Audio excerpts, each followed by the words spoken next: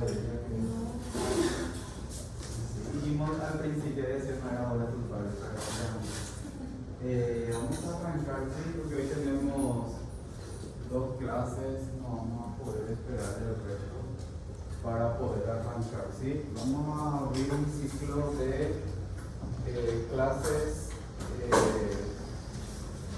de cuadros respiratorios, muy oportuno al momento, al clima.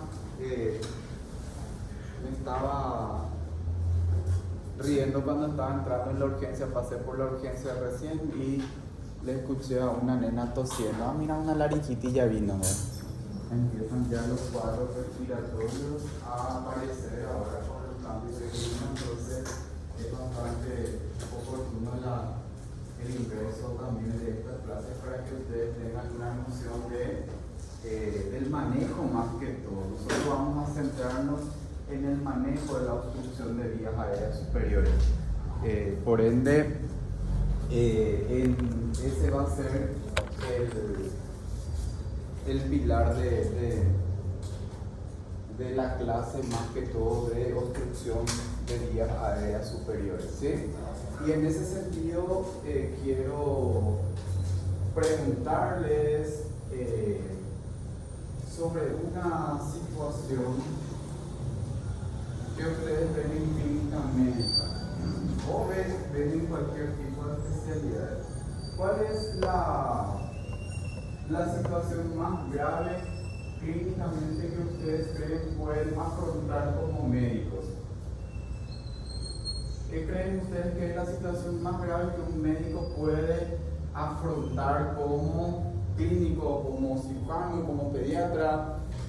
¿Cuál es el temor más grande que tenemos que nos llegue a un paciente en qué condiciones? Un paro cardiorrespiratorio, ¿cierto? Esa es la situación más difícil y la más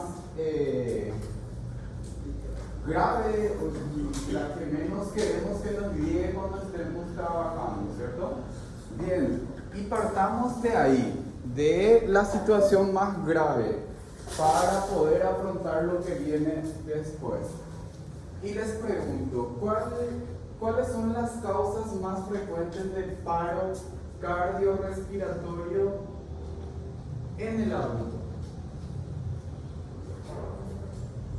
Infarto agudo del miocardio, sí. ¿Hipoxia de qué tipo?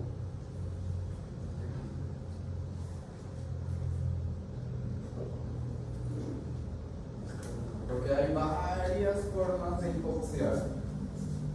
Hipoxia cerebral, hipoxia a nivel cardíaco. Ustedes saben que el corazón utiliza prácticamente el 25% de la circulación, es el órgano que más circulación tiene.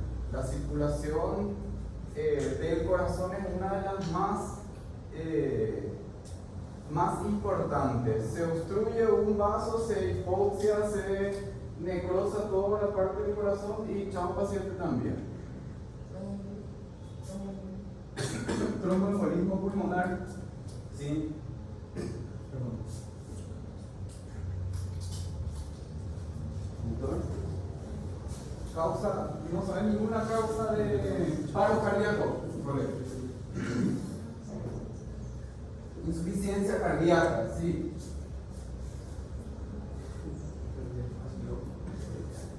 Que lleva la acidosis, porque una acidosis te va a hacer un paro cardíaco.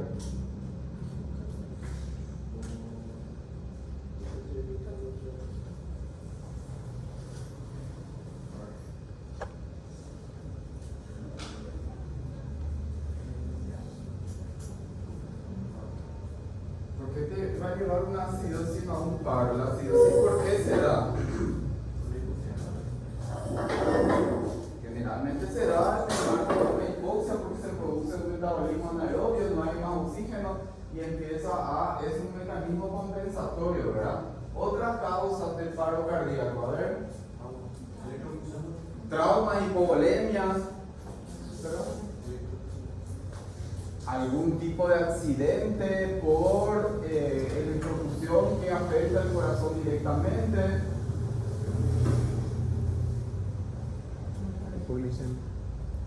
Hipoglucemia. qué la hipoglucemia va a llevar a un paro cardíaco? No sé.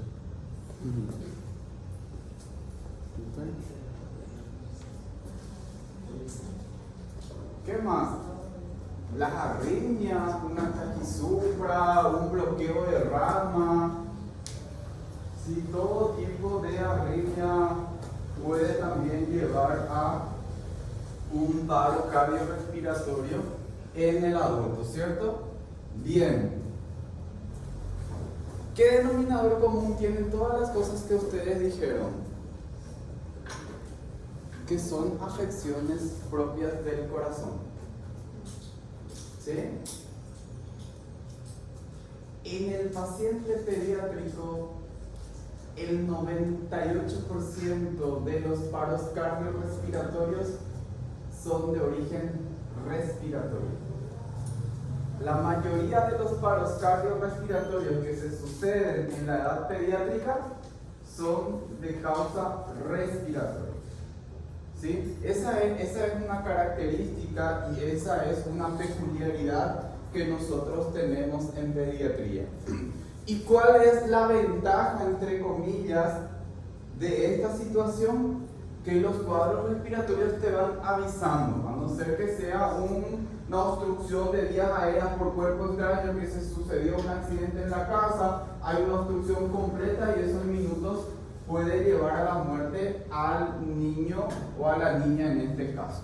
El resto de los cuadros respiratorios pues va avanzando, va progresando y al final termina en un paro cardiorrespiratorio, ¿sí? Por esta razón es que nosotros le damos una importancia tremenda a los cuadros respiratorios, ¿sí? ¿Por qué? Porque hay características tanto anatómicas como fisiológicas del árbol respiratorio, de todo el pulmón, que hace que esto suceda, que esto sea la causa justamente de los paros cardiorrespiratorios. Y una característica general en comparación con el adulto es el tamaño del pulmón, el tamaño de las vías respiratorias es mucho menor que en el adulto. Las vías aéreas son más pequeñas, el pulmón es más pequeño, ¿sí? Y nosotros sabemos que si las vías aéreas son pequeñas, ¿qué va a pasar? Va a entrar menos cantidad de aire. Esto es física, ¿verdad? Si vos tenés un tubo pequeño, obviamente va a ir menos líquido, va a ir menos aire en este caso y va a entrar menos cantidad de aire a nivel pulmonar, de oxígeno a nivel pulmonar, ¿sí? Y esto implica justamente que la frecuencia respiratoria sea mayor en los niños que en los adultos. Mientras más pequeño, más frecuencia respiratoria, porque el organismo tiene que compensar este tamaño pequeño que tiene. ¿Y por qué tiene que hacer esto? Porque respira la misma cantidad de oxígeno que nosotros respiramos. Eso es común, ¿sí? No crean que porque el niño está acá abajo respira más oxígeno que nosotros que estamos acá arriba. Respira la misma cantidad.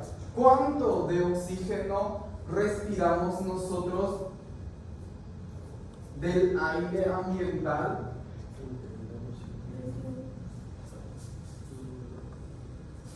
¿Cuánto? 21% decimos comúnmente, ¿verdad? ¿Sí? Eso se llama fracción inspiratoria de oxígeno, la FiO2 que le dicen, ¿verdad? La FiO2, la fracción inspiratoria de oxígeno, en realidad no se mide en porcentajes, ¿sí? Nosotros lo hemos transformado en porcentaje por una cuestión de comodidad, pero ustedes tienen que conocer que la FiO2 se mide en unidades internacionales y va de 0 a 1, ¿sí? O sea, cuando nosotros hablamos de FiO2, hablamos de unidades internacionales que va de 0 a 1. Entonces, ¿cuántos de FiO2 respiramos normalmente nosotros? 0.21, ¿sí? ¿por qué es importante conocer esto? Porque después se van y se afrontan a un ventilador mecánico, por ejemplo, y el médico le va a decir, mira, ponele una FiO2 de 60, ¿verdad? Porque comúnmente hablamos en porcentaje y vos te vas a buscar el porcentaje y no vas a encontrar por nada del mundo, ¿sí? ¿Por qué? Porque la FiO2 se mide en unidades internacionales y dice 0 a 1, ¿verdad? Y vos te rompes la cabeza dónde es lo que está la FiO2, qué es lo que la autora quiere o el doctor quiere que haga, ¿verdad?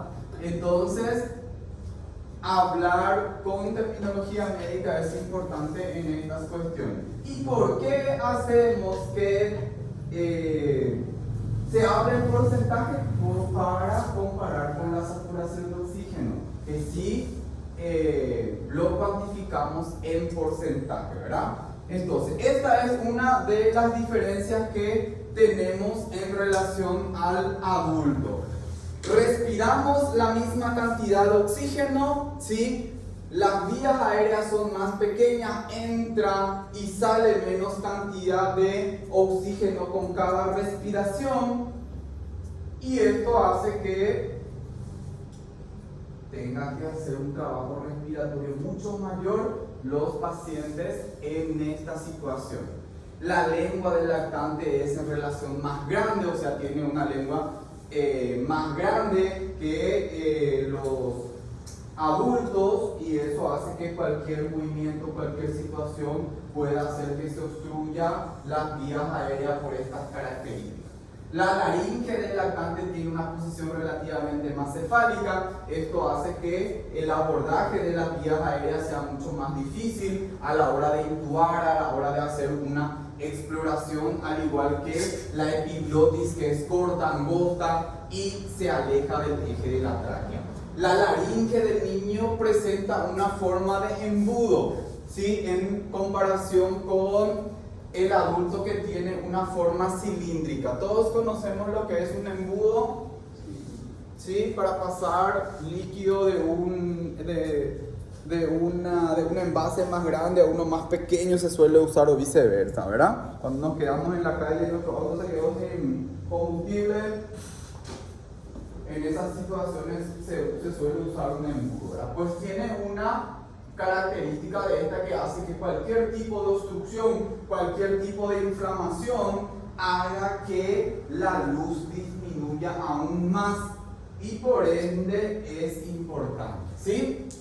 Bien, entonces vemos varias características que hacen que el aire entre y salga en menor medida en relación al adulto. ¿Y por qué nos interesa esto? Porque nosotros justamente vamos a ir a tratar los problemas que van a hacer que esa luz disminuya aún más. Cualquier tipo de inflamación, cualquier tipo de edema, cualquier tipo de secreción, cualquier tipo de cuerpo extraño que haga que la luz disminuya más, obviamente va a repercutir en gran medida en la entrada y en la salida de aire. ¿Por qué? Porque si yo tengo una puerta pequeña y voy y le pongo una silla ahí en el medio, obviamente va a ser mucho más difícil que entre y salga las personas, ¿verdad?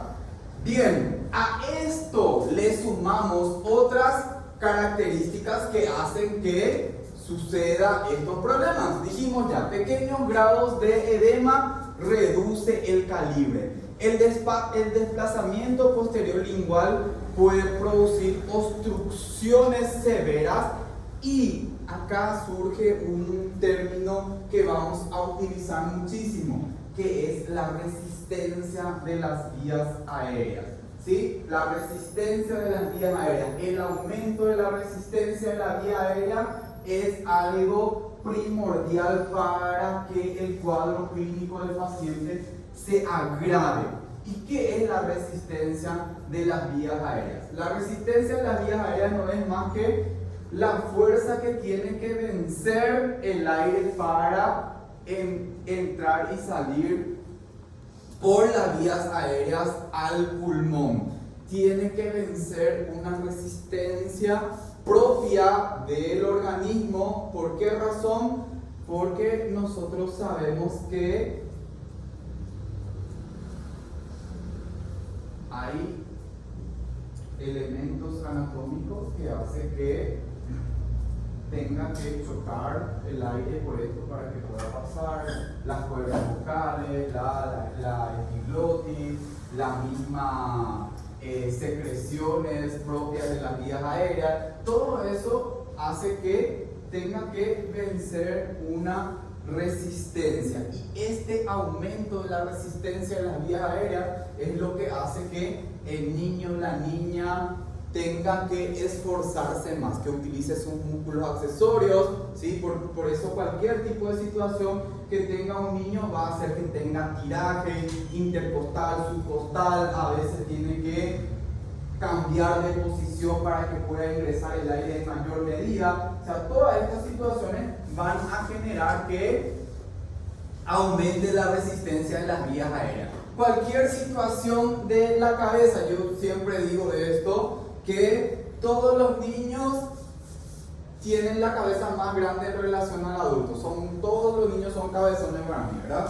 Entonces cualquier tipo de movimiento que haga el cuello, tanto de hiperextensión como de flexión, hace que se obstruya las vías aéreas. Por eso una correcta posición, por eso colocarle adecuadamente al niño favorece la entrada y la salida de aire y evita justamente obstrucciones, generalmente cuando está en posición supina, ¿sí? La porción más delgada de las vías aéreas se encuentra alrededor o en la ubicación del cartílago cricoide. Por eso no se recomienda el uso de tubos endotraqueales con CAF. Ustedes que están yendo por la sala probablemente habrán visto los tubos endotraqueales. Tiene al final como un globito, igual que la sonda vesical, que se infla para que pueda quedarse fijo en la tráquea y no se desplace y evite la fuga. En los niños menores de 1 año no se recomienda el uso de tubos con CAF, ¿sí? Con este dispositivo. ¿Hay tubos con CAF pequeños? Sí, porque generalmente hay niños con situaciones especiales de las vías respiratorias que tienen más de 1 año, ya están todo desarrollados y necesitan utilizar estos tubos con CAF en esta edad, ¿verdad? Bien, entonces, hasta acá, ¿qué dijimos? Las vías respiratorias de los niños son más pequeños. Las fuerzas que tienen que vencer son iguales tanto en el adulto como en el niño. El aumento de la resistencia de las vías aéreas es mucho mayor en los niños que en los adultos por las características anatómicas de las vías aéreas, ¿sí? A eso le sumamos que la necesidad de oxígeno que tiene el niño en relación al adulto es mayor. ¿Cuánto es? ¿Cuánto creen ustedes que es la tasa metabólica de necesidad de oxígeno del adulto?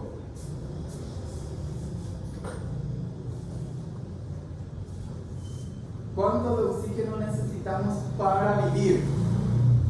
Esa es la tasa metabólica de oxígeno. El organismo necesita tanto de oxígeno para mantener, para que no caiga en una hipoxia, para que no caiga en una acidosis metabólica, porque necesita oxígeno. ¿Cuánto? Un adulto. Fisiología, neumología, clínica médica, cirugía química, no digo que ellos pero química porque no saben hacer otras cosas. Si ellos son lo contrario, pues nosotros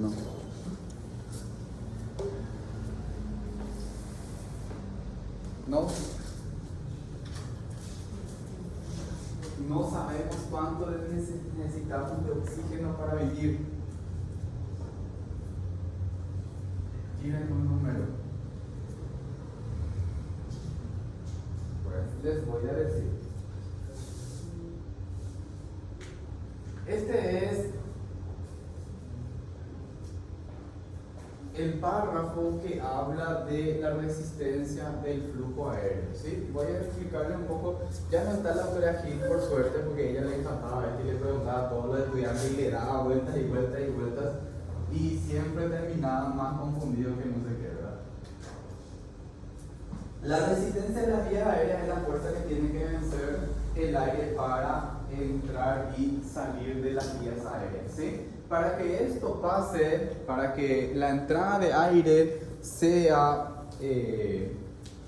lo más normal posible, el aire tiene que tener una posición laminar, se llama, ¿sí? Tiene que entrar en una posición laminar. ¿Qué implica esto? Que yo sé que es difícil de imaginarse, ¿verdad? Pero el aire tiene que organizarse para poder entrar y salir dentro de las vías aéreas de forma más adecuada, ¿sí?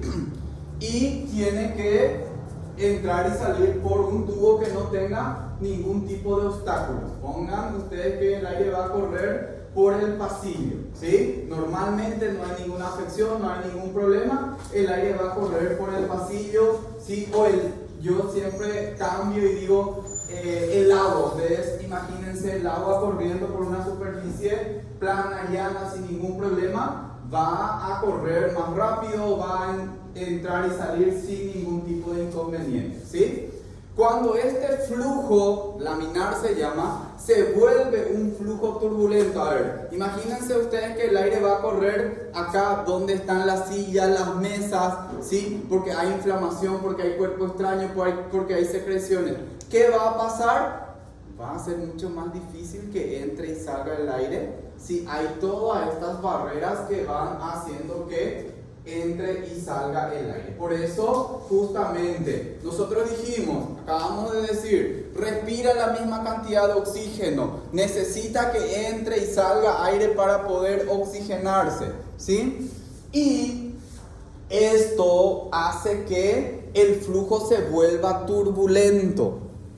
Y este flujo turbulento hace que entre menos aire al pulmón, se oxigene menos a la hipóxia, ¿sí? ¿Qué dice? Porque hay una fórmula incluso que calcula la resistencia de las vías aéreas. Y voy a leerle. La resistencia de la vía aérea es la oposición al flujo causado por las fuerzas de fricción. Se define como la relación entre la presión de empuje y la velocidad del flujo aéreo. La resistencia al flujo en las vías aéreas depende si el flujo es laminar o si es turbulento. De las dimensiones de las vías aéreas que ya hablamos y de la viscosidad del gas. En el flujo laminar la resistencia es muy baja. Esto se debe a que necesita una presión de empuje pequeña para producir cierta velocidad del flujo. La resistencia durante el flujo laminar se puede calcular a través de una ley que se llama la ley de Poiseuille, un francés que incluso dice resistencia 8 por L por N dividido pi por R a la cuarta potencia. Hay una fórmula en donde dice L es el tamaño del tubo, N es la viscosidad del gas y R es el radio. El radio de la luz es el factor más importante dentro de la fórmula. ¿Por qué? Porque se eleva a la cuarta potencia. Cualquier situación que haga que el radio disminuya, pues va a hacer que la resistencia sea mucho mayor. Incluso dice que a un factor de 16 veces más tiene que vencer la fuerza para que pueda entrar. En el flujo turbulento la resistencia es mucho mayor que en el flujo laminar, ¿sí? Entonces incluso ni siquiera hay reglas o fórmulas para medir la resistencia en el flujo laminar. ¿Qué situaciones propios del cuerpo puede hacer que ese flujo laminar se vuelva flujo turbulento? Y acá les voy a dar algo que ustedes ven todos los días y van a reflexionar conmigo. Nosotros los pediatras decimos, y yo en particular digo, ¿sí? Nosotros los pediatras, el único momento en donde estamos felices porque el niño llora es en el momento del nacimiento. Nosotros solamente queremos que los niños lloren cuando nacen, después no queremos que lloren. Y ahí tenemos un cuestionamiento social, un cuestionamiento de la familia. ¿Por qué? Porque justamente ella quiso ser pediatra y no quiere escuchar que los niños lloren. ¿Sí, Argelo es esa autora? ¿Por qué no quiere que los niños lloren? ¿Sí? ¿Para qué estudió pediatría si va a ser Argela así y me va a decir que le cae a mi hijo? Los niños lloran nomás luego, ¿verdad? Entonces, nosotros decimos, no queremos que los niños lloren, y más aún cuando tienen un cuadro respiratorio. ¿Por qué? Porque los movimientos de las cuerdas vocales hacen que ese flujo laminar se vuelva un flujo turbulento. O sea, y ustedes van a ver, van a escuchar, van a decir, mi hijo estaba llorando desesperadamente y después se desmayó. Se desvaneció de mí, no sé qué pasó. Estaba muy irritable, estaba muy nervioso, te dicen las mamás, ¿verdad? Estaba muy nervioso y lloraba y después se desmayó. ¿Qué pasó? Hipoxia. ¿Por qué? Porque el movimiento de las cuerdas vocales hace que disminuya la entrada de aire, va disminuyendo el tenor de oxígeno y finalmente termina con una hipoxia. Entonces, nosotros cuando tenemos un cuadro respiratorio le decimos a las mamás, por favor calmale a tu hijo, que no llore. Le damos a la mamá que le alce para que tenga una posición adecuada, para que le calme. ¿Para qué? Para que ese flujo turbulento que se sucede cuando el niño llore se vuelva nuevamente un flujo laminar y entre y salga mayor cantidad de oxígeno. De eso se trata más que todo el tema de la resistencia de las vías aéreas. O sea, yo tengo que contrarrestar cualquier situación que haga que entre y salga menos aire, ¿sí? Y en ese sentido también nosotros sabemos que la entrada de aire suele ser mucho más fácil. ¿Por qué razón?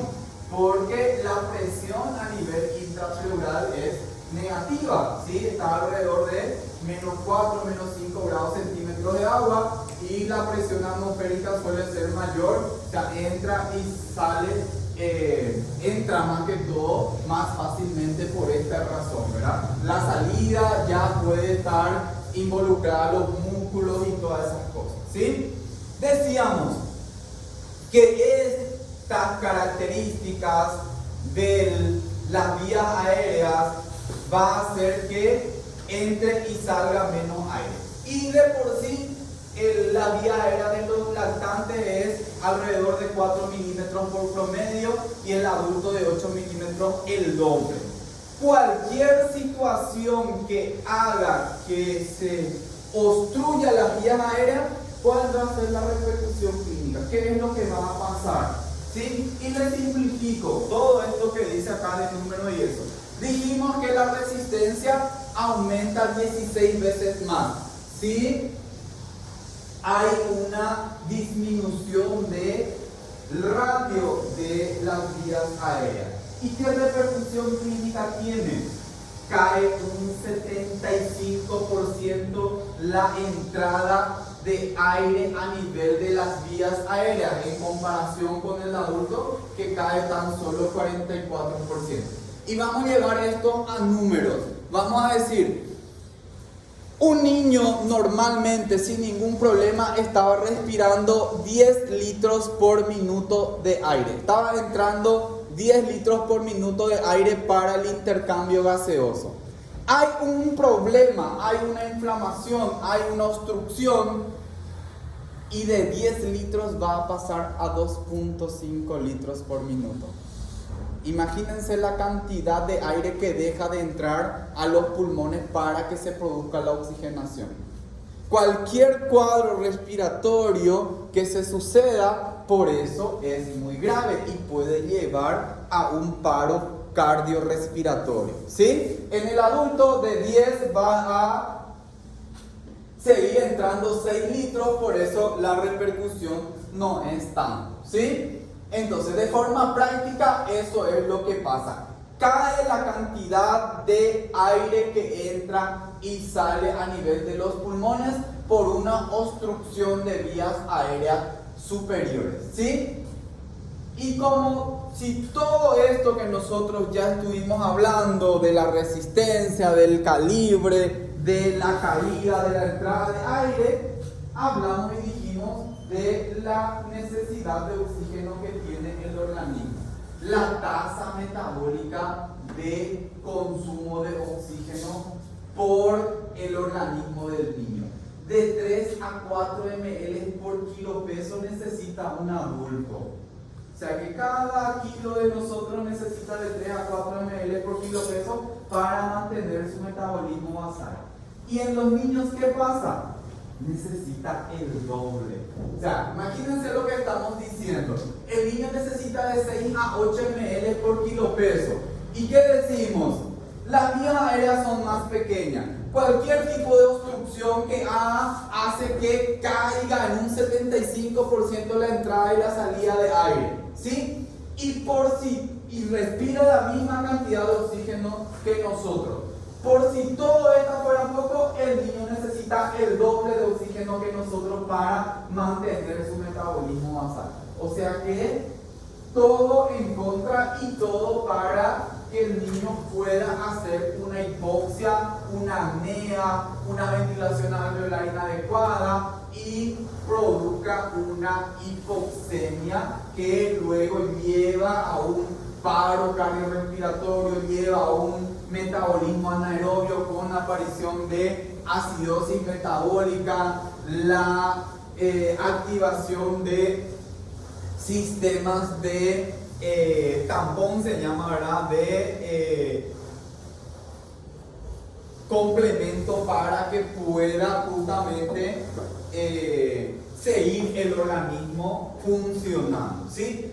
Todo esto hace que los cuadros respiratorios sean graves. Y esta va a ser una premisa, perdón por esta introducción muy técnica y muy compleja, pero este conocimiento necesitamos para entender por qué los cuadros respiratorios son mucho más graves en los niños que en los adultos. Y de ahí que nosotros le damos una atención mucho más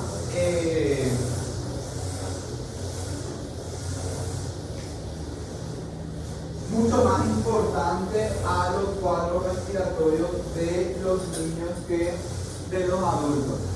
Yo creo que esta gente se pone de acuerdo. Cada vez que yo voy a venir a dar clase, ellos empiezan la misma cosa que hicieron la otra vez cuando vimos historia clínica. Bien, entonces, nosotros dijimos, hoy vamos a enfocarnos en la obstrucción de vías aéreas superiores. Y vamos a hablar de las causas, ¿sí? Vamos a dividirlos por grupos, las causas de obstrucción de vías aéreas superiores. Y vamos a hablar de las causas infecciosas.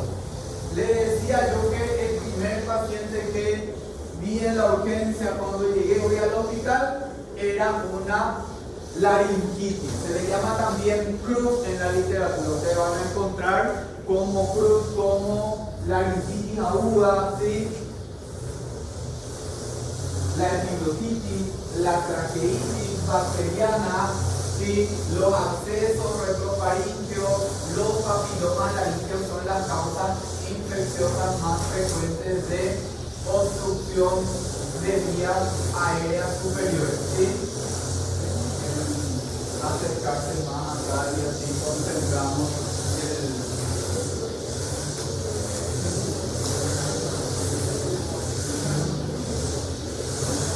Por favor, hacia ahí. Entonces yo voy a gritar acá, voy a gritar más.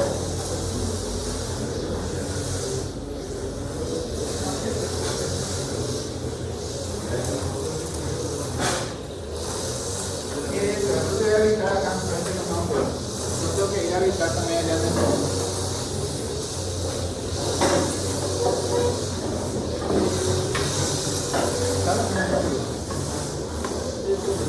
Yo voy a gritar acá nomás, ¿sí? Bueno, causas infecciosas. Vamos a concentrarnos en los tres. laringitis, epiglotitis y tracheitis bacteriana. Los otros son mucho menos infrecuentes, ¿sí? Por ende, vamos a dejarlo un poco de lado. El segundo grupo, no menos importante y que tengo que salir sabiendo, es aspiración de cuerpo extraño. ¿Sí? El tercer grupo, edemas ansioneuróticos, ¿sí? Que son muy frecuentes dentro de la pediatría, ¿sí? Que pueden ser histológicos, laringoespasmos reflejos, ¿sí? Los traumáticos, los traumas, coexploración, traumas externos que hacen que se suceda también disminución de la luz de las vías aéreas. ¿Sí? Ustedes se prepararon para este momento, ¿verdad? El CPI, eso cuando recién se iban a armar el quilombo y eso. Ese era el tema. Se prepararon para este momento toda su vida. En la urgencia pasa lo mismo, te gritan todo quilombo y vos tenés que estar concentrado en lo que estás haciendo. No puedes desconcentrarte por nada del mundo.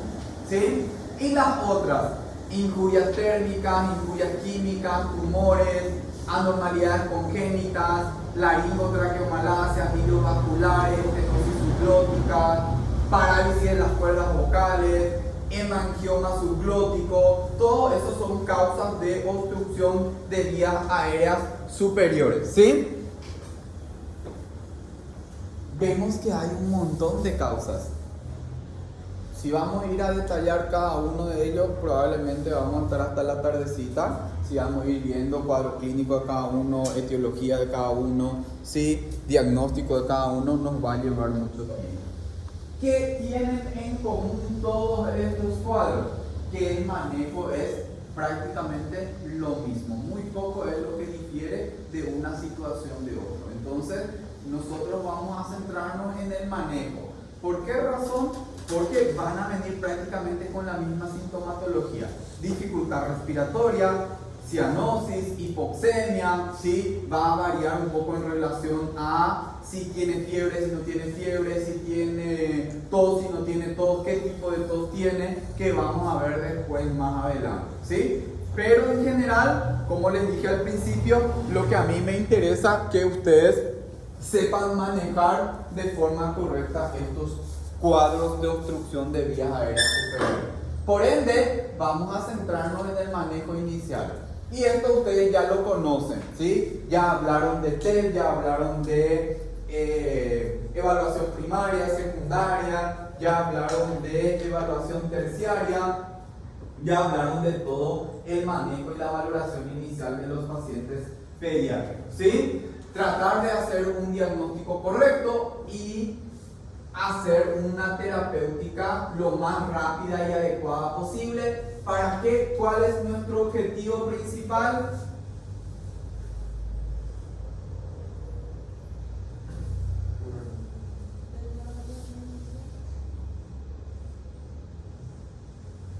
Evitar un paro cardiorrespiratorio. Nuestro objetivo principal, ¿qué va a estar diciendo ahí? PSR, proteína C reactivada, ¿verdad?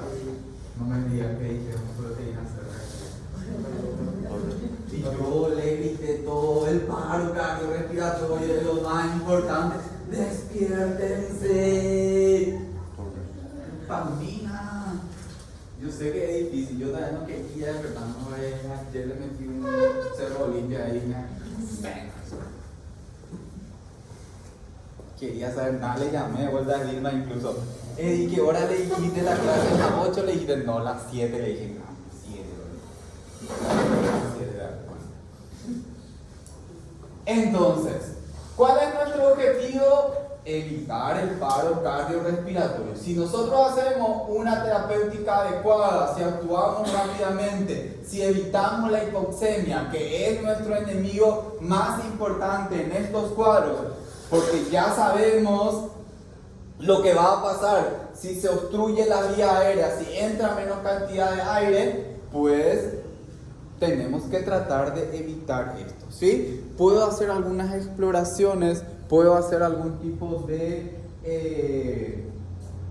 procedimientos toda vez que haya una persona entrenada en vía aérea, que pueda hacer una ventilación a presión positiva, que sepa intubar, que sepa hacer una función traqueal o eventualmente se requiera de una traqueostomía incluso, ¿verdad? Entonces tengo que ser cauto también en no hacer procedimientos que no sé hacer, porque eso también puede producir daño y puede llevar también a la muerte del paciente si yo hago algún tipo de procedimientos que no sé hacer, ¿sí?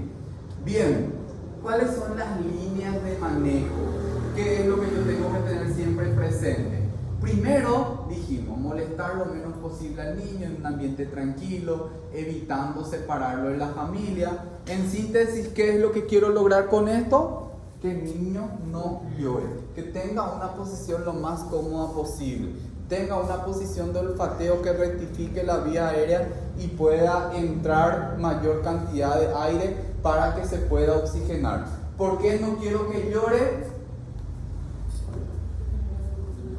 Porque va a generar un flujo turbulento y eso va a hacer que entre menos cantidad de aire a los pulmones, ¿verdad? Por eso le voy a decir a la mamá que esté lo más tranquilo posible. Administrar oxígeno, ¿sí? Administración de oxígeno. Para la administración de oxígeno puedo utilizar mascarilla con reservorio, puedo usar cánula, ¿sí? Lo que siempre tengo que tener en cuenta a la hora de la administración de oxígeno son 3 principios básicos que tengo que cumplir. No solamente eso en pediatría, sino en todos los lugares en donde yo voy a administrar oxígeno, tengo que tener esta premisa. ¿Qué condiciones debe de cumplir el oxígeno para ser administrado a una persona? ¿Cuáles son esas 3 condiciones básicas que tiene que tener? Tiene que ser humidificado. El oxígeno que viene de una fuente de oxígeno, ya sea un balón de oxígeno o sea un oxígeno central, es un oxígeno seco, es un aire seco, ¿sí? Se tiene que humidificar, o sea, por eso se utilizan los humidificadores para administrar oxígeno. Bien, ¿cuál es el segundo principio que sí o sí tengo que cumplir?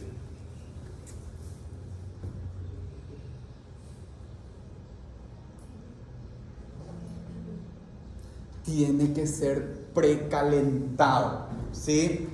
El oxígeno tiene que ser precalentado.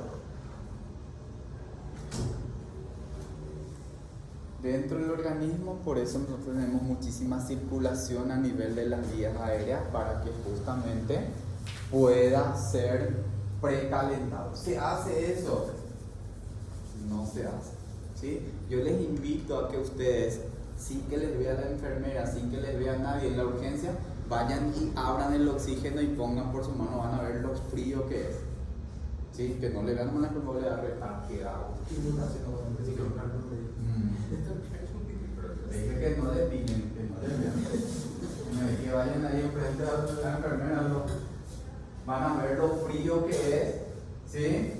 Y eso puede dañar también, dijimos, injurias térmicas, ¿sí? Puede llevar incluso a una obstrucción de vías aéreas. Y el tercer elemento, la tercera condición que debe de cumplir, ya dijimos, humidificado, precalentado y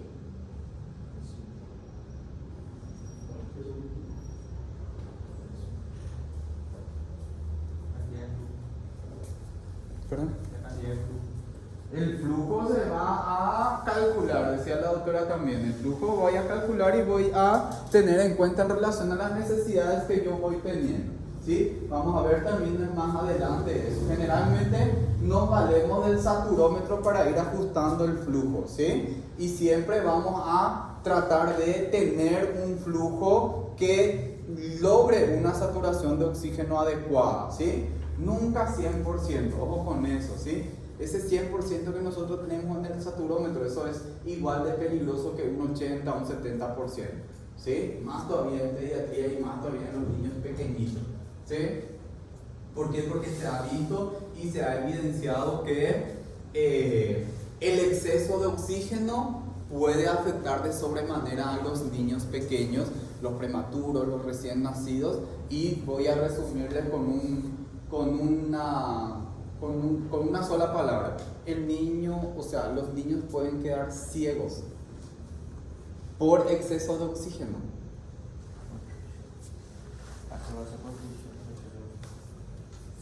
Sí, por un lado, y realmente por un proceso de peroxidación, los radicales libres de oxígeno hacen que se produzca una retinopatía que hace que los niños queden ciegos, una afectación a nivel retiniano, ¿sí?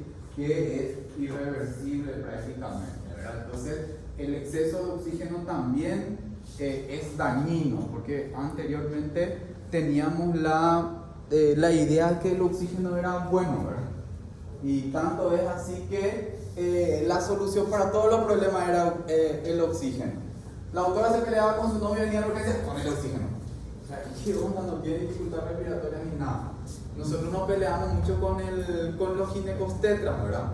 ¿Por qué? Porque estaba una mamá en trabajo de parto ahí y su oxígeno. Yo le pregunto, ¿qué onda? ¿Por qué oxígeno? Y no, y por si acaso, para que no hipoxie, ¿verdad? Y para que no hipoxie, ¿quién? El bebé. Ah, pero el bebé cuando nace nomás lo hipoxiado, eso es normal. El recién nacido, ¿cuánto creen ustedes que satura un recién nacido en el momento del nacimiento?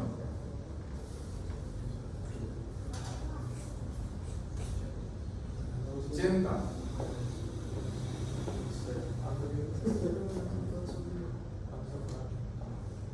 ¿Perdón? ¿Quién más da?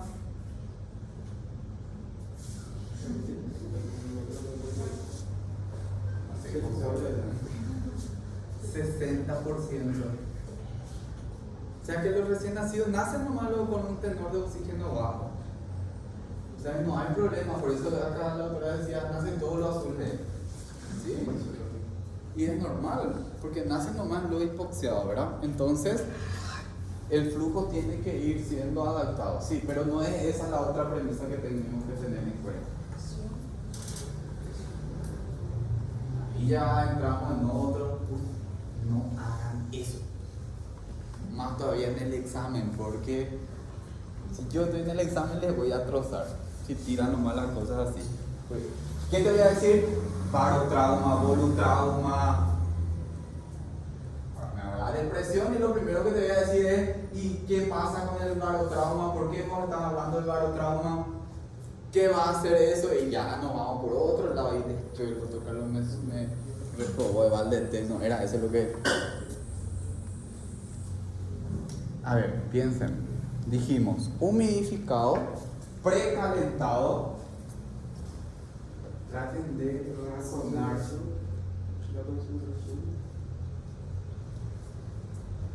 Todo eso está bien, pero eso ya depende de mí como médico, ¿sí? Variar en dependencia de las características de mi paciente. Pero que yo les dije, elemento común independientemente en donde esté, ¿sí? Condiciones básicas que tiene que cumplir el oxígeno para ser administrado. Nosotros hacemos un acto médico, o sea, vamos a indicar un oxígeno. De forma externa le vamos a meter un oxígeno al organismo, ¿sí? Y eso tiene que ser, evidentemente, de forma responsable. Yo quiero que ustedes razonen. Y les dije, ¿sí? Tenemos mucha circulación para que sea unificado, para que sea precalentado. ¿Qué más tenemos en el organismo cuando va a ingresar y va a salir el aire de las vías respiratorias? Tiene que estar obviamente permeable, tengo que garantizar que entre, porque eso es una condición muchas veces. Pon el oxígeno, uno sabe si está obstruido, si va a entrar el oxígeno, si no va a entrar, ¿sí? Debe de ser filtrado. Por eso tenemos pelitos, tenemos todo para que sea filtrado, ¿sí? Por eso se tiene que colocar un filtro, ¿sí? De la fuente que viene. ¿Por qué? Porque puedo contaminar, puedo meter gérmenes. Yo en mi afán de ayudar, ¿sí? Puedo introducir gérmenes. ¿Se hace eso normalmente? No se hace. pero yo como médico tengo que saber cuáles son las condiciones y tengo que saber cómo se debe de hacer bien las cosas. El día de mañana tengo la posibilidad para poder cumplir esto y debo de tratar de cumplir, ¿verdad? Porque esas son las condiciones que debe de tener, ¿sí?, el oxígeno para ser administrado, ¿sí? Ya dijimos que el saturómetro nos va a ayudar mucho, ¿sí? El grado de obstrucción puede ser cuantificada utilizando escalas. En este caso vamos a utilizar el score de Towson para valorar la obstrucción de vías aéreas superiores, ¿sí? Las exploraciones complementarias van a depender de la sospecha diagnóstica, radiografía de cuello, tórax, endoscopía de las vías aéreas, tomografía, resonancia, gasometría, ¿sí? Puedo solicitar en dependencia de la situación clínica de mi paciente. Las decisiones terapéuticas van a depender del grado de obstrucción o de la sospecha diagnóstica que tenga. Si yo tengo una situación grave, ¿qué es lo que tengo que hacer? Tengo que garantizar a toda costa el ingreso de oxígeno a altas concentraciones, ya sea con una bolsa autoinflable, con mascarilla, a partir de una ventilación a presión positiva, intubación endotraqueal, si esto es imposible, cricotirotomía, traqueotomía, punción con angiocatéter, o sea, de alguna forma tengo que garantizar que entre y salga el aire por las vías aéreas y llegue al pulmón. Si tengo una situación moderada grave, se va a administrar oxígeno y no se va a efectuar ninguna exploración sin la presencia del personal entrenado. Esta idea tiene que estar bien presente a la hora de la valoración. Si tengo una afección respiratoria leve a moderada, administrar oxígeno humidificado, si lo tolera siempre en presencia de la familia, continuando con las pruebas diagnósticas precisas para ir afinando el diagnóstico. Entonces, grave, meter oxígeno como sea. Moderado, leve, colocar oxígeno, valorar, ir buscando el diagnóstico, no hacer ninguna exploración que pueda justamente afectar más las vías aéreas, ¿sí? Y les pongo un ejemplo en este punto. El otro día estaba entrando y creo que ya les conté esto, si les conté les pido disculpas, pero cae también el ejemplo para estos casos. Vino de Puerto Indio. Entonces, si conocen ustedes, para mí suena lejísimo, ¿verdad? Si ustedes conocen, bueno, me van a decir no es tan lejos así después como voy a decir, pero para mí suena lejísimo. Hacia el fondo, ¿verdad? Y vino en un día de lluvia un doctor trayendo un paciente. Creo que llegó en 1 hora y media, 2 por ahí, dijo, ¿verdad?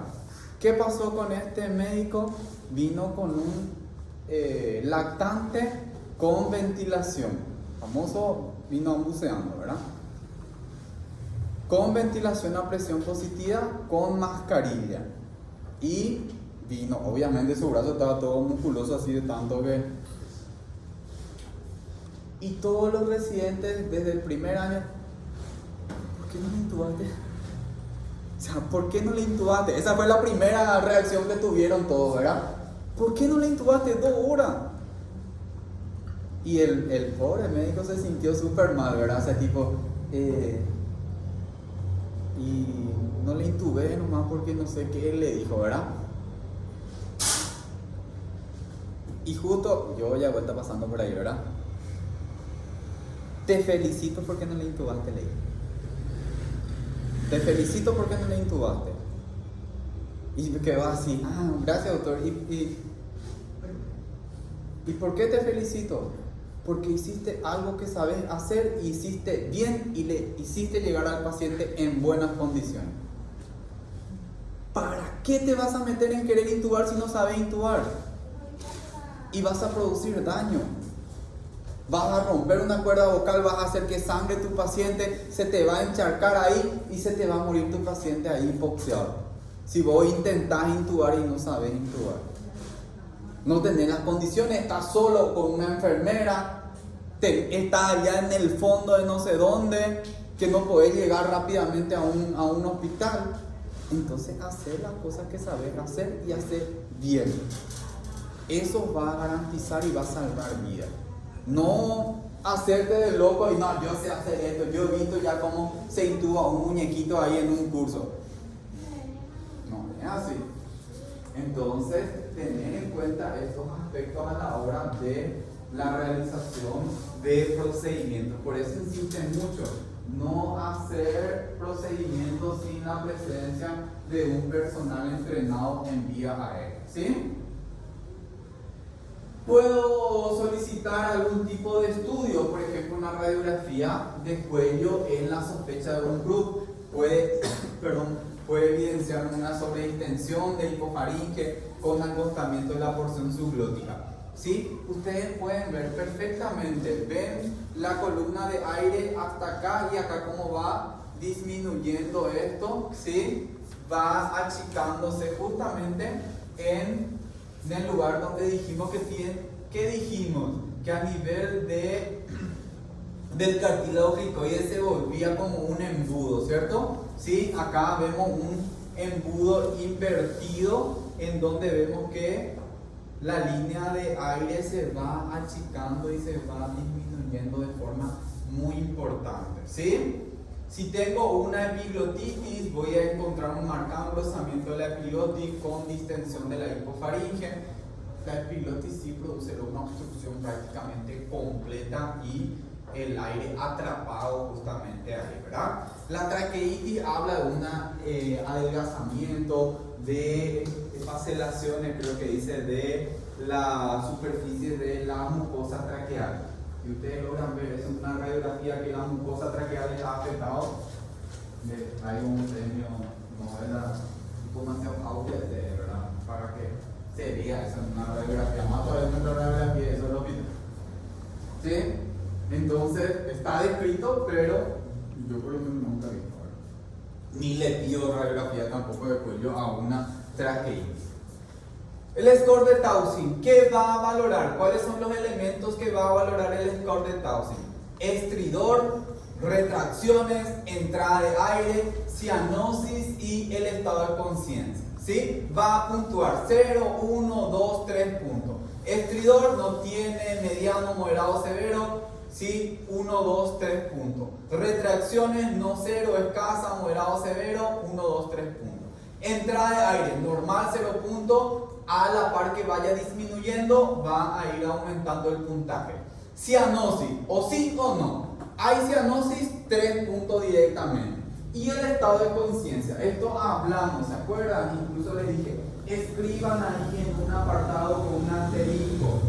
Alternancia entre irritabilidad y somnolencia es signo de gravedad en pediatría, ¿sí? Los cambios de conciencia en pediatría son indicios de gravedad. Va siendo agitado, ansioso, va a volverse después deprimido y va a aumentar el puntaje. Bien, tengo menos de 6 puntos leve, de 7 a 8 puntos moderado y 9 puntos o más grave. ¿Sí? Para la valoración de la escala de Glasgow. Cuando englobo todo esto, veo que hay ronquera, difonía, tos perruna. Tos perruna es patoneumónico de la laringitis. ¿Sí? Si yo escucho una tos perruna, como hoy a la mañana estaba escuchando una niña, digo, este paciente tiene una laringitis, ¿verdad? Entonces, por sí sola, la tos grupal o la tos perruna hace el diagnóstico de una laringitis, ¿sí? Si hay estridor inspiratorio, grado variable de disnea, tiraje, va a ir empeorando el cuadro clínico.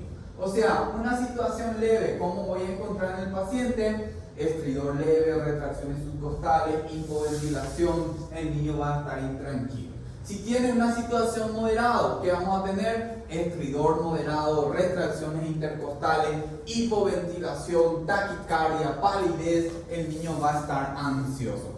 Y si tiene una situación grave, va a haber estridor marcado o no va a tener estridor. Utilización de músculos accesorios, hipoventilación marcada, ya puede haber pulso filiforme, cianosis, ya puede estar incluso en una situación de sopor con un deterioro importante ya del sistema nervioso central de la conciencia del niño. Entonces, tener en cuenta estos aspectos a la hora de la valoración. Ojo con esto, ¿sí? Porque nosotros vamos a ver mucho. Dice estridor marcado o sin estridor, ¿sí? Y yo trato siempre de tratar de graficarles un poco cómo se ven los niños.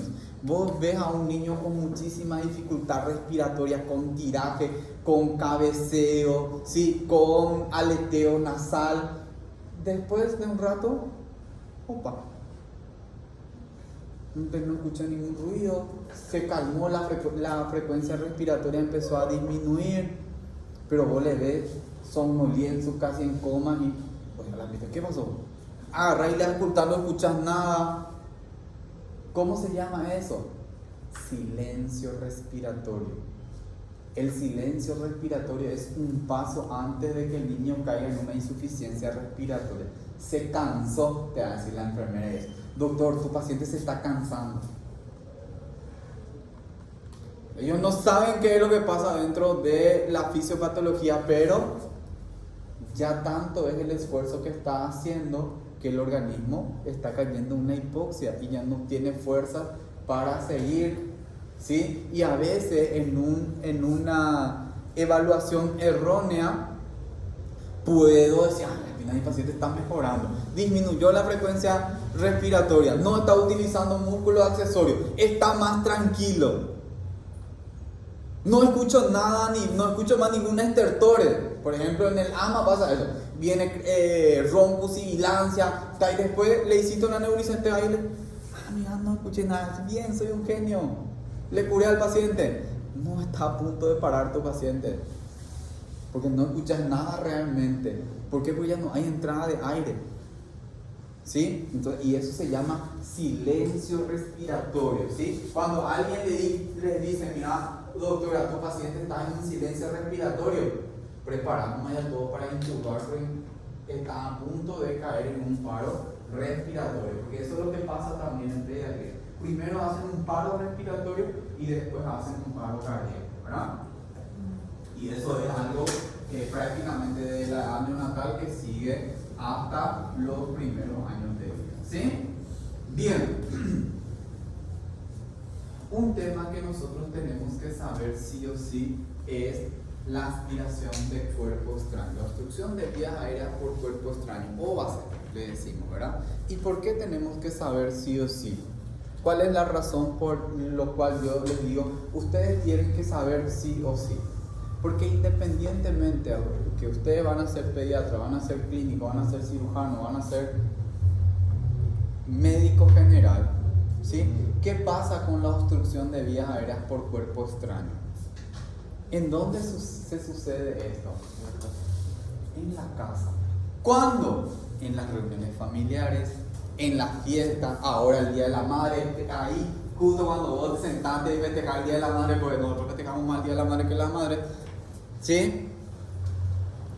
Ahí te llaman, me doctor. No, pues yo no soy tan, no importa, vos sos el doctor.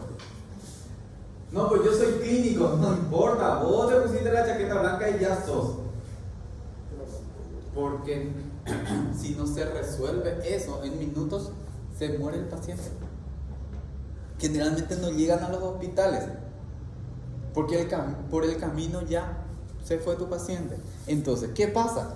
Yo tengo que saber manejar una obstrucción de vías aéreas por cuerpo extraño, ¿sí? Tengo que saber diagnosticar, tengo que saber tratar, porque me va a tocar, te va a tocar. En algún momento de tu vida te va a tocar como médico lidiar con esta situación. Y no va a importar que quieras ser dermatólogo, cirujano práctico, igual va a tener que lidiar con esa situación, ¿sí? Bien. La obstrucción de vías aéreas por cuerpo extraño en los niños pueden ser parcial o completa, ¿sí? En niños de 6 meses a 5 años, 85% se da en los menores de 3 años. ¿Por qué? Porque empiezan a experimentar, a meter todo lo que hay en la boca, en la nariz, en el oído, ¿sí? Eso es el pan nuestro de cada día, ¿sí? ¿Qué le pasó a tu hijo? Metió un grano de maíz en su nariz. ¿Qué le pasó a tu hijo? Metió la balita de su pistolita en su oído. Encima te va el niño de 3, 4 años que ya empieza a hablar y eso. A ver, ¿metítela? Sí, metí, feliz, ¿verdad? Y bueno, le mira y le observa y el papá te dice, sí, pero un lado nomás metió. Ay, ¿por qué metió? No, porque él me dijo que un lado nomás metió. Agarrarle, revisar hasta el otro lado, está en su oído, metió por todos lados. Obviamente le contó a su papá, a su mamá, la puteada y ya no cuenta más que metió en todos lados, ¿verdad? Vos tenés que ir a revisar todito por todos lados donde puede estar, ¿verdad? Y eso broncoaspira y se produce la obstrucción. Produce más muertes que el CRUD y la epiglottitis juntas, o sea, es una situación que tiene una mortalidad importante. Los productos aspirados incluyen principalmente alimentos, pequeñas piezas de juguetes. Por suerte, el 75% se ubican en el árbol bronquial. ¿Por qué por suerte?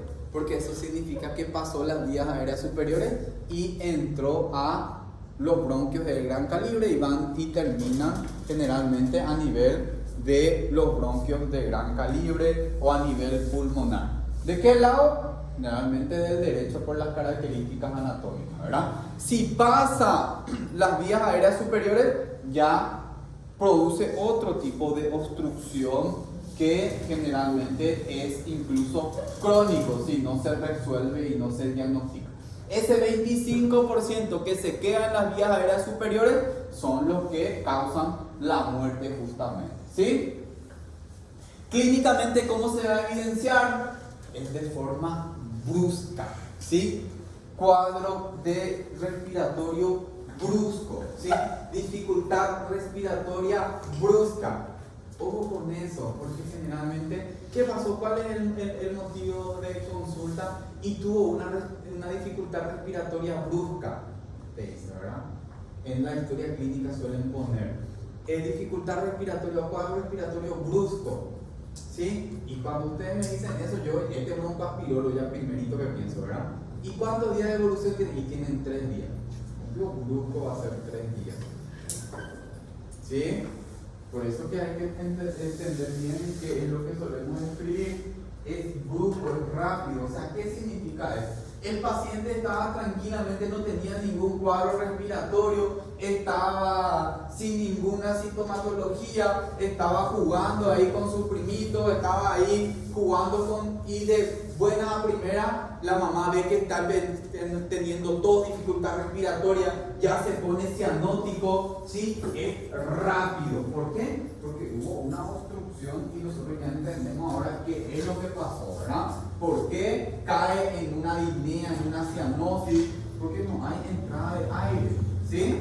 Y la larvada, que son episodios repetitivos de atelectasia, neumonía recurrente, tos persistente. Este es el 75% que pasó el árbol bronquial y empieza a producir a partir de ahí las afecciones que va teniendo este cuadro de obstrucción de vías aéreas por cuerpo extraño. Clínicamente, los signos y los síntomas van a variar de acuerdo al grado de obstrucción. ¿Cuán obstruido está?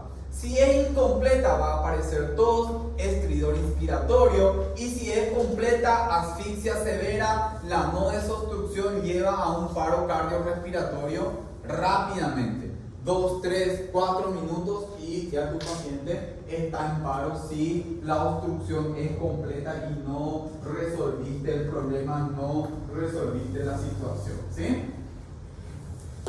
El diagnóstico, 80% por interrogatorio. O sea, preguntarle a la mamá, te va a venir, te va a decir justamente así.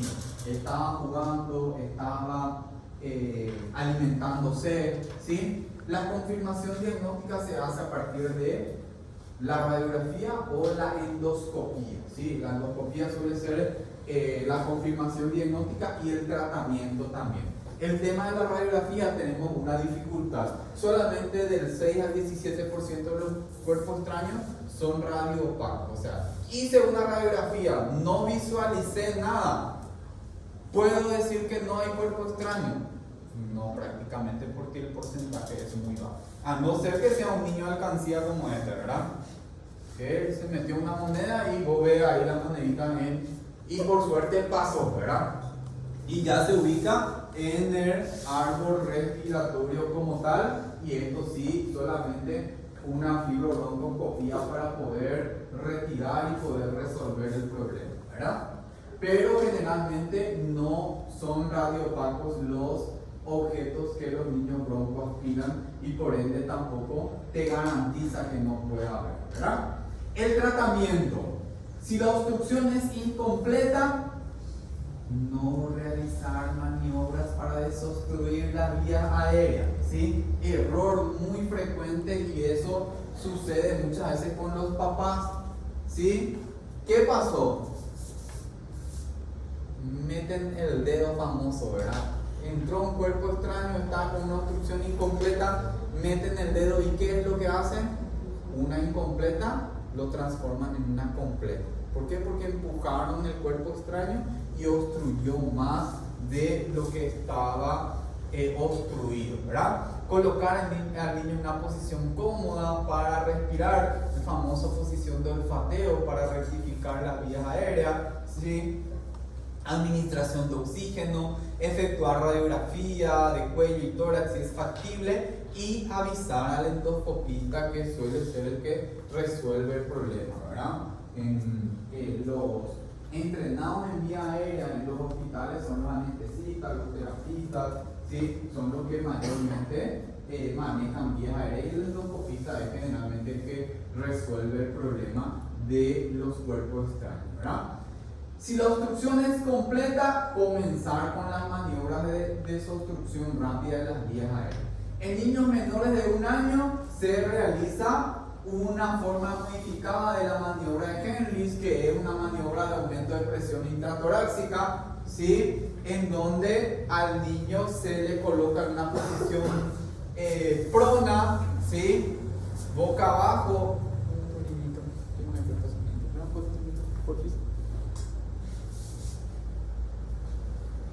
Niño boca abajo, le agarramos del cuello, ¿sí? Con la boca abajo buscamos una superficie firme, ¿sí? Y le damos golpe en la espalda, ¿sí? 5 golpes en la espalda, firme, obviamente tampoco caricia ni romperle la columna, ¿sí?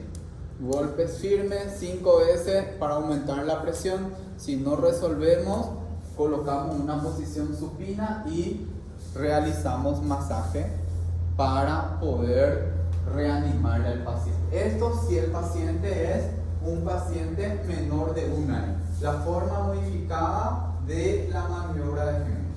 Si es mayor de 1 año, ¿qué hacemos? Maniobra de Henrich. Ustedes ya lo conocen, ¿cierto?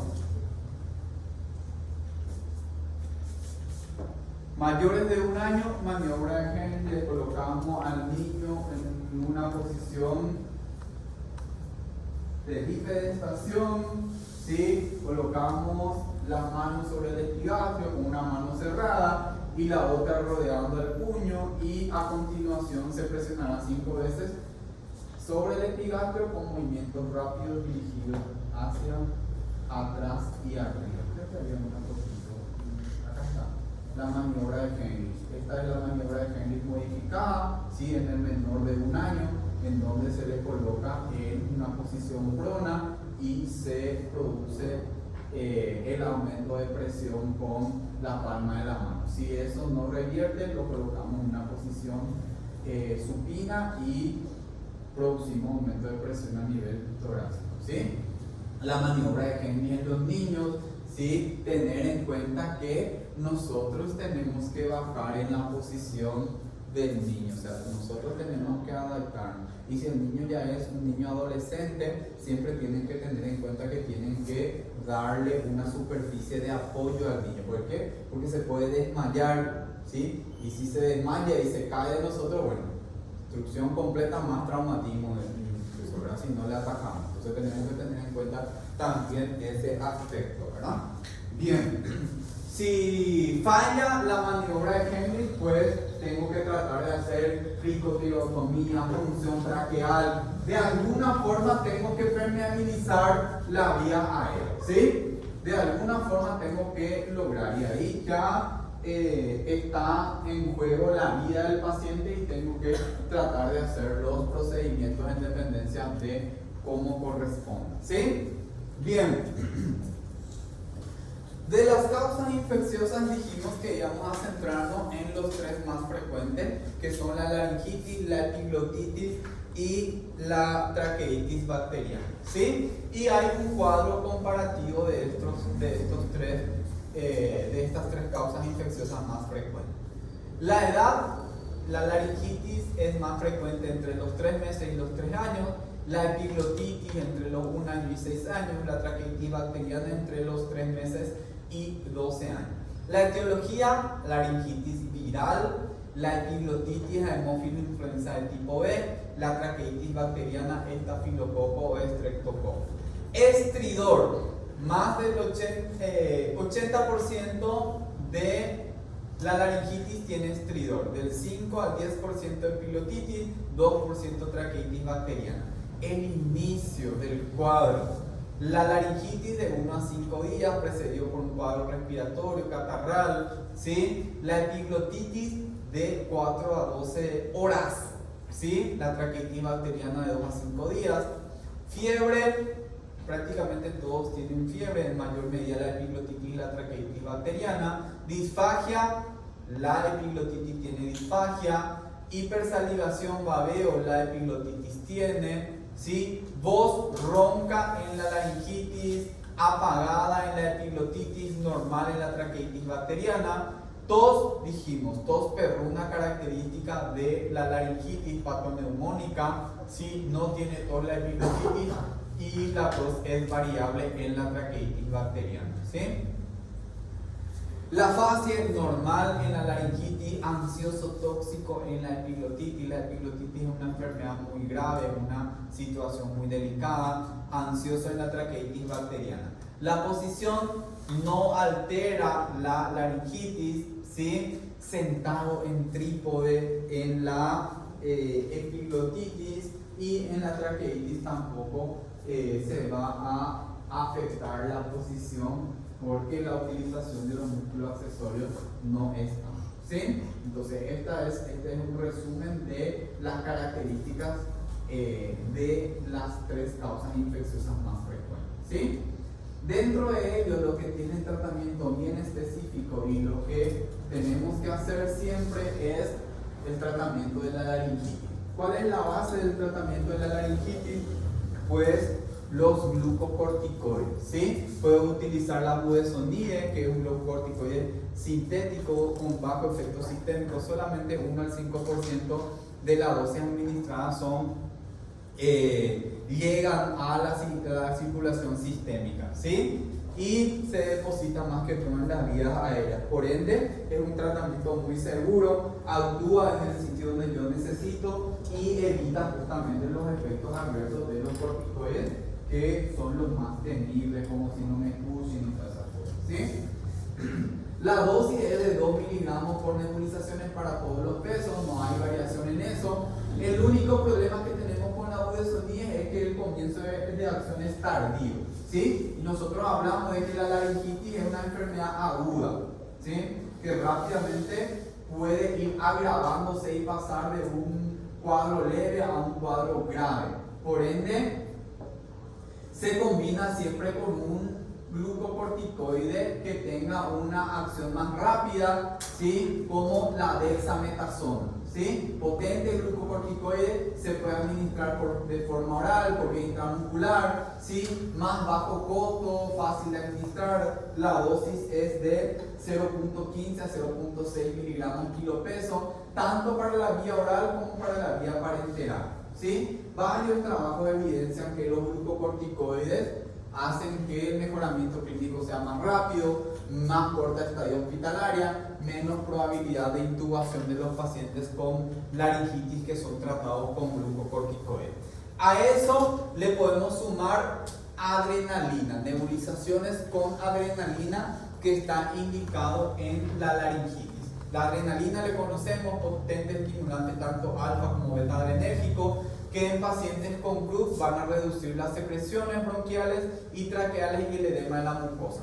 La dosis es de 3 ampollas en 3 ml, lo que más nosotros utilizamos según nuestro protocolo acá del hospital, ¿sí? Ustedes pueden acceder a protocolos a nivel nacional. El ministerio tiene protocolos de manejo de la obstrucción de vías aéreas, de laringitis, de pilotitis, ¿sí? Todas los cuadros tienen protocolos a nivel nacional, ¿sí? Y mencionan incluso que se puede utilizar hasta 5 ampollas de adrenalina en nebulización. El comienzo de la acción a los 30 segundos y dura alrededor de 2 horas. Lo recomendado es utilizar la epinefrina racémica, que es produce menos taquicardia, y la dosis es de 1 ml. Lastimosamente en nuestro mercado no contamos con la epinefrina racémica. Ojo con las nebulizaciones con adrenalina, ¿sí?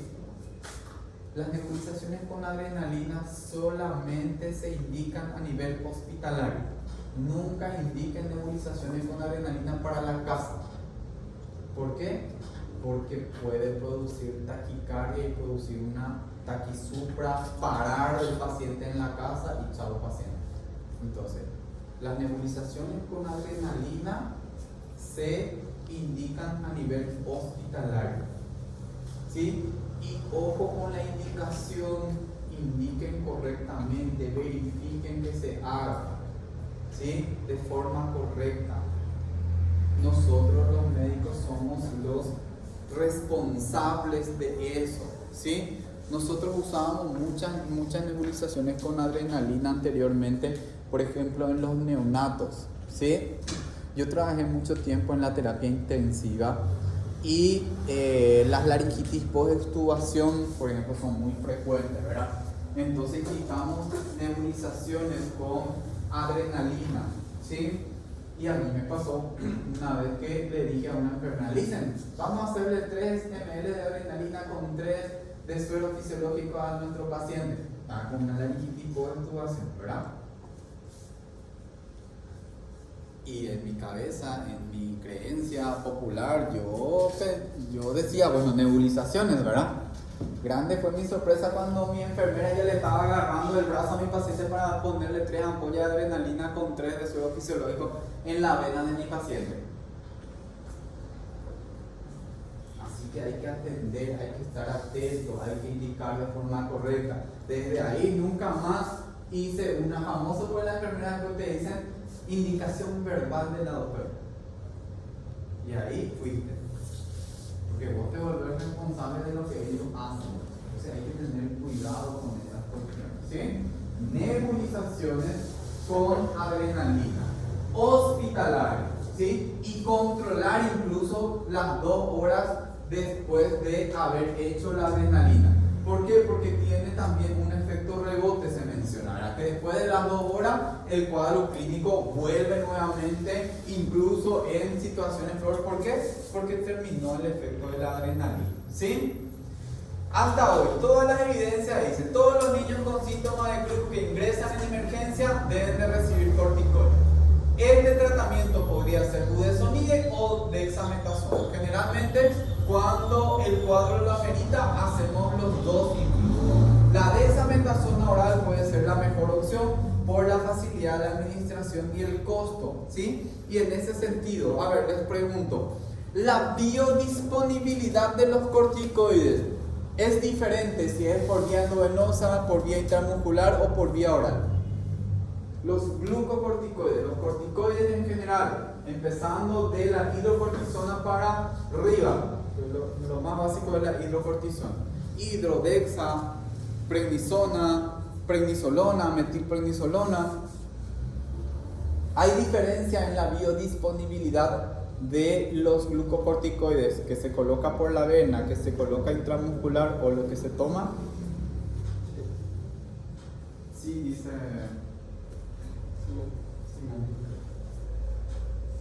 ¿Qué opinan ustedes?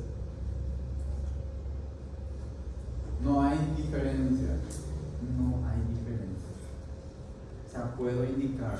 Si indico por vía oral, va a tener la misma biodisponibilidad. Entonces, colocarle un inyectable, si un niño puede tomar, siempre tengo que poner en la balanza. Si puede tomar, le indico por vía oral, ¿sí?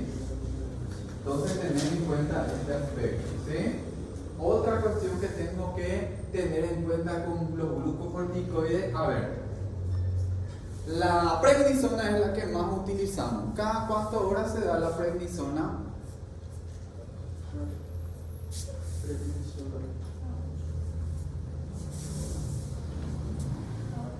Cada 8 horas, dice Lucía. ¿Quién da más?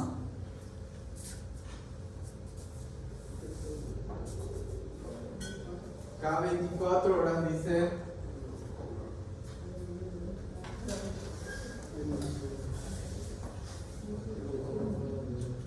¿Qué hora? ¿Qué hora?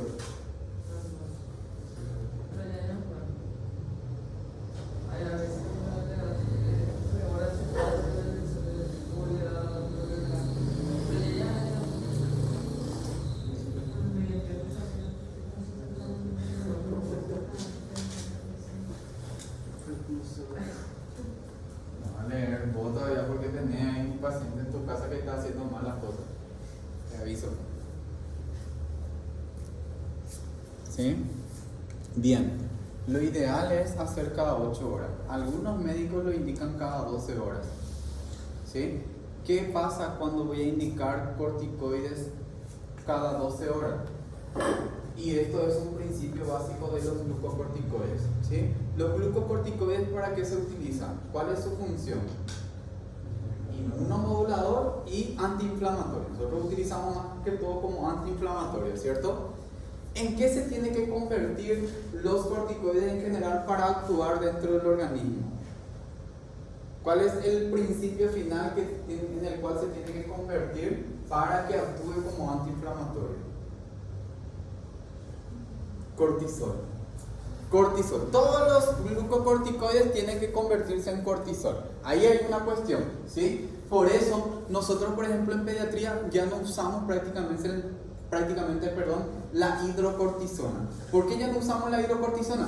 Pues la hidrocortisona, les dije, se tiene que convertir en dexa, después en prednisona, en prednisolona, en metilprednisolona y después recién se convierte en cortisol para poder actuar, ¿verdad? Entonces, ¿qué pasa? Si vos agarras y le das metilprednisolona, el paso es mucho más rápido y evita justamente el paso hepático, que es donde se transforma y se dan las complicaciones que tienen los corticoides como tal. Por eso nosotros ya le damos parcialmente digerido, para hablar así mal y pronto, ¿verdad?, a los pacientes para que tengan menos efectos adversos. Una cuestión que hay que tener en cuenta, ¿sí? Y nosotros conocemos el ciclo circadiano del cortisol, ¿sí? Por eso, si voy a indicar cada 12 horas, tengo que indicar a las 8 y a las 4 de la tarde, siquiera 12 horas, cuando está más bajo los niveles de cortisol, para tratar de equilibrar y que tenga una curva recta para que actúe de forma correcta. Por eso, si voy a indicar, tengo que indicar cada 8 horas para mantener una dosis lo más estable posible, ¿sí? Una de las cuestiones, una de las estrategias. Si voy a indicar 2 veces al día, pues ni siquiera es 12 horas, 2 veces al día tengo que indicar a las 8 y a las 4 de la tarde para cuando baja la curva del cortisol, sea indicado justamente este medicamento, ¿verdad? Eso es en los casos que voy a indicar de forma crónica. Y ojo con eso, ¿sí? ¿Por qué? Porque los efectos adversos de los corticoides, ¿cuál es el efecto adverso más temido?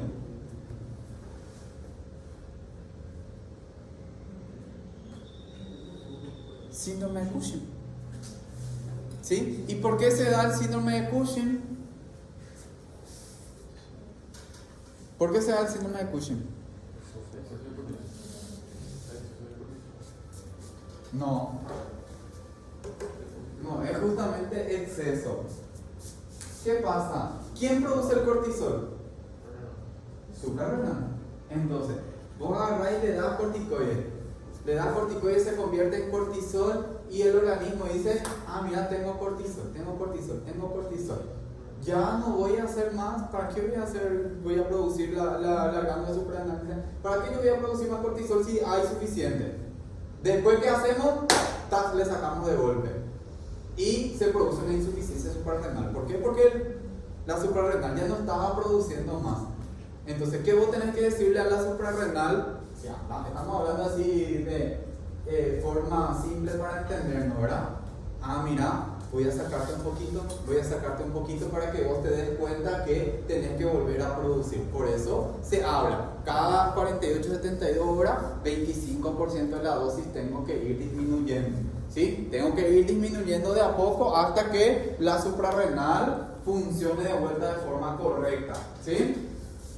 ¿Cuántos días es seguro dar los corticoides así de forma aguda? 3-5 días máximo. O sea, si voy a dar más de 5 días, ojo, y ahí se vienen muchas veces los problemas. ¿Sí? Las mamás que tienen hijos con asma, que usan corticoides, ya le dan. Y a veces vienen, ¿y cuántos días hace que le está dando su corticoide, señora? Y hace 2 semanas que le estoy dando. Y no mejora. Perfecto. ¿Cuál es el problema? Tengo que ir disminuyendo de forma gradual. ¿Sí? Tener en cuenta estos aspectos cuando voy a utilizar los corticoides. ¿Sí? Porque es importante. La epinefrina debe ser considerada en los niños con PRUF, insuficiencia respiratoria moderada severa. Si no hay evidencia, esto es importante, no hay evidencia que soporten la efectividad del vapor o del frío para los cuadros respiratorios de esta índole, ¿sí? Las famosas vaporizaciones, ¿sí? Con eucalipto, con mentol, con anís, con manzanilla, con guayaba, con pasto fresco del patio de la abuela, no sé. Lo que a ustedes se les ocurra se ha hecho en vaporizaciones, ¿verdad? No hay evidencia científica, ¿sí? No hay evidencia científica que evidencien esto. Hay poca evidencia acerca del uso del helio, ¿sí? Del óxido nítrico también se ha planteado como alternativa de tratamiento de los cuadros respiratorios. Tampoco no hay una evidencia importante en relación a la utilización de estos elementos, ¿sí? Tratamiento de la epiglotitis. ¿Qué dice del tratamiento de la epiglotitis? Requiere un protocolo sistematizado de acción a cargo de un equipo multidisciplinario. ¿Sí? ¿Qué estoy diciendo con esto? Esto es una situación grave. Cuando yo vengo y consulto y me dicen, mira, Carlos, necesitamos un equipo multidisciplinario para tratar tu enfermedad, yo ya digo, estoy perdido, ya estoy medio muerto, ¿verdad? Porque pues se necesita de varios especialistas, de varias personas para resolver el problema. Pasa en la epiglotitis, es una situación grave, partamos de ahí. Por suerte, hoy día es muy infrecuente, ¿sí? El paciente llega generalmente inestable o nubilado, cianótico, ¿sí? Se tiene que garantizar ventilación con máscara y bolsa con 100% de oxígeno, intubación de urgencia por la persona más experimentada, más experta, porque es dificilísimo intubar un paciente con epiglotitis, sino cricotirotomía, punción traqueal o con angiocatéter conectado a una bolsa. Tengo que garantizar la entrada de aire. Si el paciente está estable, examen físico breve, sentado con los padres sin examen faríngeo. La única justificación que tienen para no revisarle la garganta al niño es que sospechen de una epiglotitis. ¿Sí? Si se les pregunta, ¿le revisaste su garganta? Sí. ¿No le revisaste su garganta? ¿Sospechaste de una epiglotitis? La única justificación que van a tener de no revisarle la garganta a los pacientes es que sospechen de una epiglotitis, ¿sí? Se va a administrar oxígeno, ¿sí? A 1 o 2 litros por minuto, eso ya dijimos que va a variar en dependencia de la necesidad y la saturación que pueda tener. Contactar al personal internado en vía aérea, tenga a mano bolsa, mascarilla, laringoscopio y carro de paro. No efectúe procedimientos como extracción de gases, etc., antes de que de una persona entrenada, monitorización de frecuencia respiratoria, electrocardiograma, saturación, todo eso tiene que ser monitorizado. Paciente estable, solicitar radiografía si es incierto el diagnóstico. Considere la utilización de epinefrina, o sea, de adrenalina nebulizada, si empeora la obstrucción. Una vez presente la persona entrenada en vía aérea, puedes realizar extracciones de sangre, colocar una vía, colocar una intubación, ¿sí? E iniciar terapéutica antibiótica. ¿Qué agente causal debemos de cubrir? Haemophilus influenzae tipo B. ¿Sí? ¿Cuál es el antibiótico que cura la Haemophilus influenzae tipo B?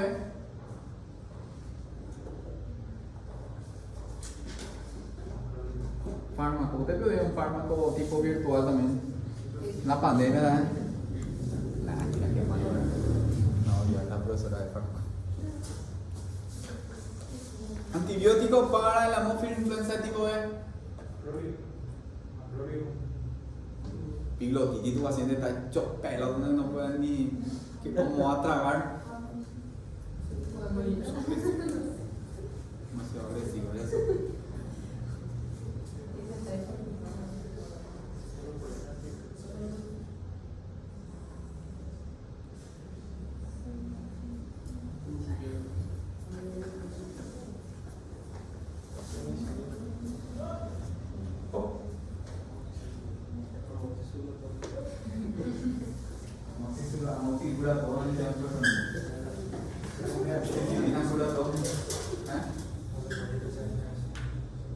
Ampicilina.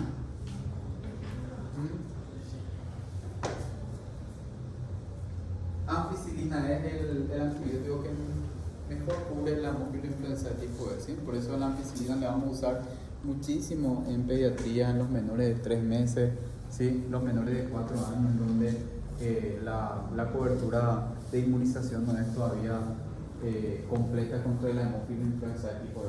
Por eso te van a encontrar en todos los protocolos en donde hay infecciones, ampicilina como la primera opción. Neumonía, infección urinaria, todos los menores de 3 meses, la ampicilina no puede pasar. Después le agregamos cefalotocina tercera para cubrir gram negativo, le agregamos aminoglucósidos, ¿sí? Para tratar de cubrir el resto de los que. Pero la ampicilina es exclusiva para la Haemophilus influenzae tipo B, ¿sí? Tengan en cuenta este aspecto. Bien. ¿Dudas, preguntas, comentarios, reflexiones, cuestionamientos, sugerencias? Sí. El pico de cortisol en la pediatría es diferente a los. No, ¿por qué? A las 8 de la mañana es que es donde se el pico de cortisol. El pico de cortisol. 8 y 8 a la mañana. solo al de la mañana. Sí. Perfecto. ¿Y en pediatría es diferente? No. ¿Y si le da cortisol cuando hay pico, o sea que corticoide cuando hay pico de cortisol? El pico de cortisol, puedo decir, no la meseta más baja. Sí.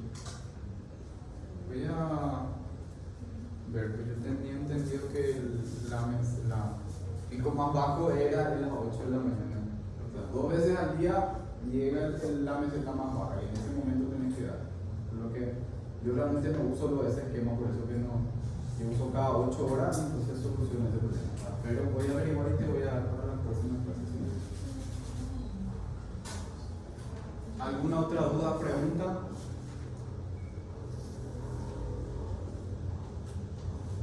¿No? Perfecto. Entonces, ¿hasta qué hora es nuestra clase aquí con la nueva nacional? 2 horas. ¿Hasta ahora?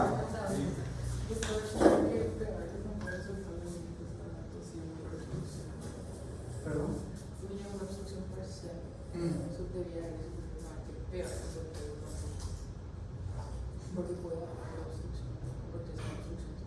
Claro, no hacer ningún tipo de maniobras de ninguna índole si es incompleta, dejarle lo más tranquilo posible, no realizar ningún tipo de procedimiento no realizar ningún tipo de maniobra que pueda hacer que la obstrucción se vuelva completa, evidentemente.